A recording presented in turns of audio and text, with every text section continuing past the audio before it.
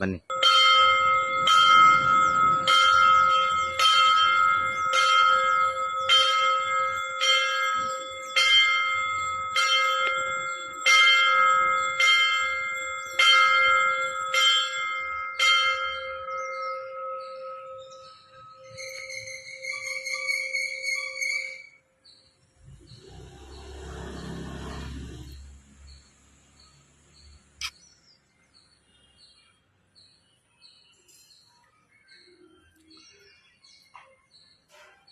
ಸ್ನೇಹಿತರೆ, ಕರ್ನಾಟಕಕ್ಕೆ ಪ್ರಸಿದ್ಧವಾದ ತುಮಕೂರಿನ ಗೊರವನಹಳ್ಳಿ ಶ್ರೀ ಮಹಾಲಕ್ಷ್ಮಿ ದೇವಸ್ಥಾನ ನೋಡಿದ್ದೀವಿ. ತುಂಬ ಐತಿಹಾಸಿಕ ಪ್ರಸಿದ್ಧ ಆಗಿದೆ. ಹಾಗೆ ಶಿವಮೊಗ್ಗ ನಗರ ವಿನೋಬ ನಗರದಲ್ಲಿ ಶ್ರೀ ಮಹಾಲಕ್ಷ್ಮಿ ತಾಯಿ ನೆಲೆಸಿದ್ದಾರೆ. ನಿಜಕ್ಕೂ ನಾವು ಈಗಾಗಲೇ ಬಂದಿದ್ದೇವೆ. ಐತಿಹಾಸಿಕ ಹಿನ್ನೆಲೆಯುಳ್ಳ ವಿನೋಬ ನಗರದ ಲಕ್ಷ್ಮೀಪುರ.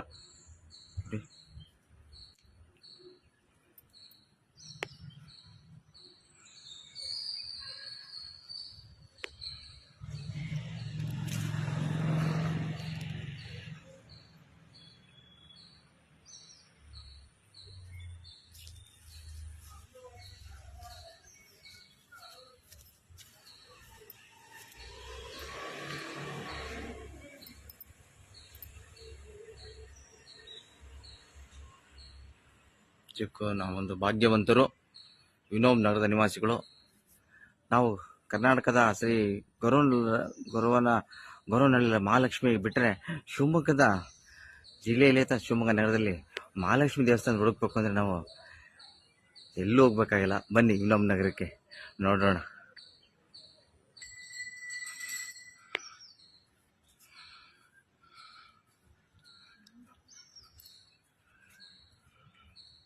ಇಲ್ಲಿ ಶ್ರೀ ಬಲಮುರಿ ಮಹಾಗಣಪತಿ, ಮಹಾಲಕ್ಷ್ಮಿ ಮತ್ತು ನವಗ್ರಹ ದೇವಸ್ಥಾನ ಎರಡೂ ಸಹ ಇದೆ.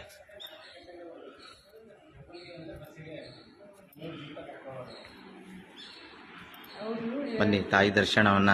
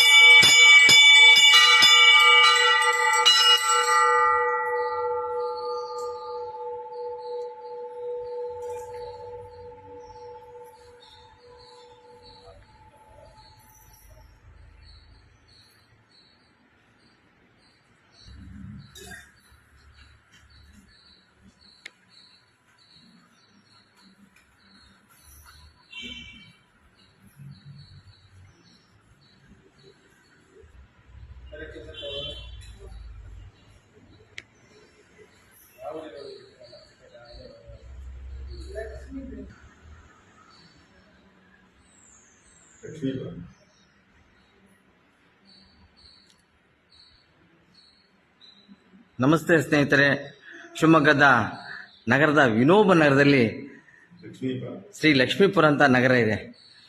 ವಿನೋಬ ನಗರದಲ್ಲಿ ಆ ಲಕ್ಷ್ಮೀಪುರದಲ್ಲಿ ಶ್ರೀ ಮಹಾಲಕ್ಷ್ಮಿ ನೆಲೆಸಿದ್ದಾಳೆ. ನಿಜಕ್ಕೂ ನಾವೆಲ್ಲ ಪುಣ್ಯವಂತರು ಕಣ್ರಿ.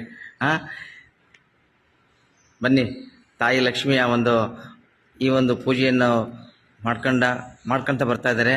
ಇಲ್ಲಿ ಪ್ರಧಾನ ಅರ್ಚಕರಾದ ಶ್ರೀ ಪ್ರಕಾಶ್ ಭಟ್ರು ಅವರು ತಾಯಿ ಮಹಾಲಕ್ಷ್ಮಿ ಬಗ್ಗೆ ತಮ್ಮ ಐತಿಹಾಸಿಕ ಮಾತಾಡ್ತಿದ್ದಾರೆ. ಮಾತಾಡಿ.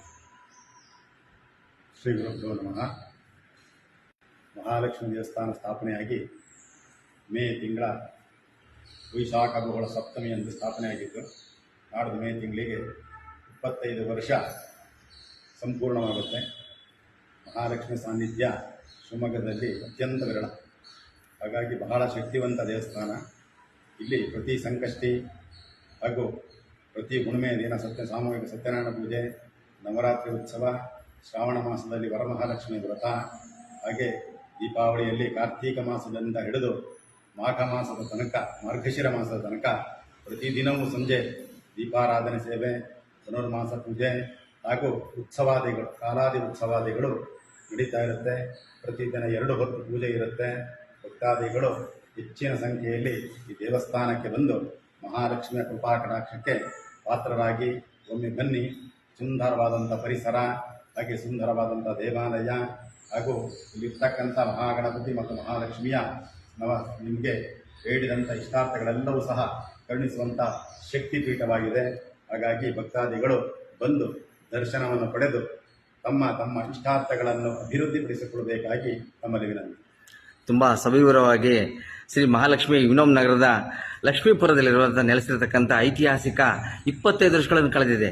ಈ ಒಂದು ಕಳೆದಂತಹ ಈ ದೇವಸ್ಥಾನಕ್ಕೆ ಪ್ರಧಾನ ಅರ್ಚಕರಾದ ಶ್ರೀ ಪ್ರಕಾಶ್ ಭಟ್ರವರು ತುಂಬ ಒಳ್ಳೆಯ ಒಂದು ಹಿತನುಡಿಗಳನ್ನು ಮಾತಾಡಿದ್ದಾರೆ. ಬನ್ನಿ ವಿನೋಮ್ರದಲ್ಲಿ ಈ ಒಂದು ಸ್ಥಳವನ್ನು ವೀಕ್ಷಣೆ ಮಾಡಿ.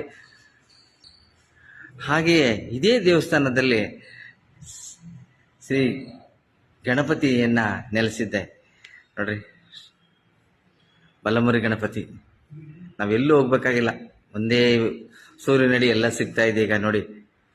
ಶ್ರೀ ವಿಘ್ನೇಶ್ವರ, ಬಲಮುರಿ ಗಣಪತಿ ಮಹಾಲಕ್ಷ್ಮಿ ದೇವಸ್ಥಾನದಲ್ಲೇ ಒಟ್ಟಿಗೆ ಸೇರಿಸಿದ್ದಾರೆ.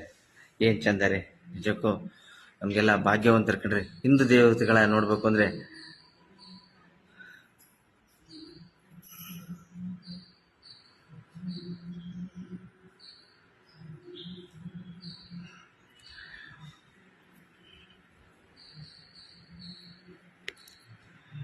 ಸ್ನೇಹಿತರೆ, ಗುಡಿಯ ನೋಡಿರಣ್ಣ ಕಾನ್ಸೆಪ್ಟ್ನಲ್ಲಿ ಎರಡನೆಯದಾಗಿ ನಾನು ಮೊದಲೇ ಬಂದಿತ್ತು ಶ್ರೀ ಮಹಾಲಕ್ಷ್ಮಿ ದೇವಸ್ಥಾನ.